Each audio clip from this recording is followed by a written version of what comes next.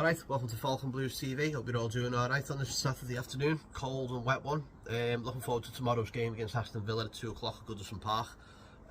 Big game, big test for Everton. And hopefully, we've got players back who are coming back from injury, which is good to hear. Obviously, the big one there is Kirkby is back in training. You saw him on the training videos yesterday.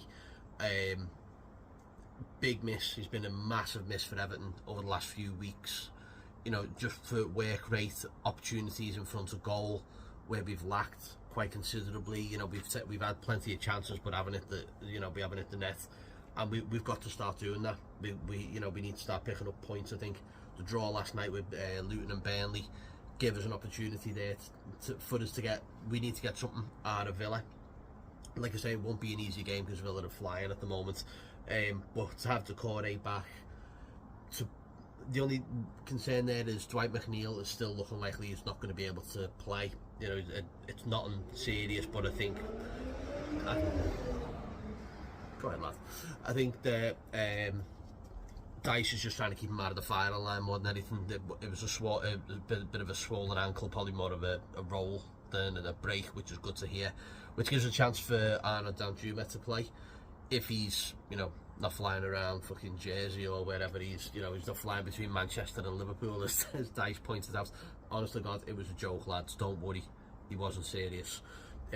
Whether he stays at Goodison after this week during the transfer window is another question. He's obviously been linked with Lyon, where he'll probably get more game time, but then the opportunity is here for him to stake a claim tomorrow. We'd be in for Dwight McNeil with Harrison on the other side, so it'd be interesting to see. Also interesting to see whether he plays Calvert-Lewin, because I believe he's only just come back into training as well. He's missed a couple of days, so does that mean Beto comes into the side?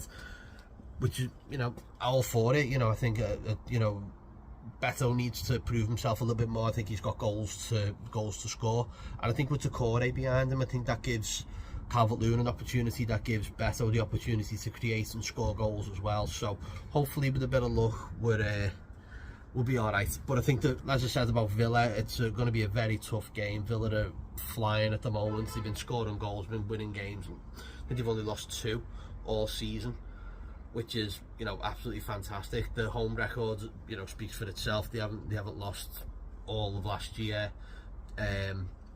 They're a terrific side, and they'll punish us. They will. I think we've got to be on toes with the last few games where we played at Goodison. We haven't been great performance wise, and Villa have turned us over. So yeah, I'm looking forward to it. It's good to be back in Goodison for since the start of the new year. It's going to be the last game before the international break. In fact, so in the league, because we got Palace on Wednesday as well. So it's whether we're looking at Palace on Wednesday and whether or not he decides to play either Calvert-Lewin or Beto up front, whether he brings Kirkby in for 45 minutes on tomorrow and then gives him a full run out on Wednesday. But that that remains to be seen at the moment. So I don't want to dwell on too much. We'll probably we'll do a good match review tomorrow after the game. Make sure you're catching that. But it's just to say, hope everyone's doing alright. A quick review of the game. Make sure you're liking and subscribing to the channel, as always. We appreciate it. Paul's just put a tweet out there of all our interviews with all ex-legends. So the likes of Joe Royle, Dave Watson, Peter Reid. We had an evening with Peter Reid last night. It was absolutely superb. It wasn't, not just Reedy, it was Kevin Ratcliffe, Neville Southall, Kevin Sheedy and Derek Mountfield, and it was such a good night at the Empire. So we'll have news on other things that are coming up for Falcon Blues TV in the very near future, so watch this space.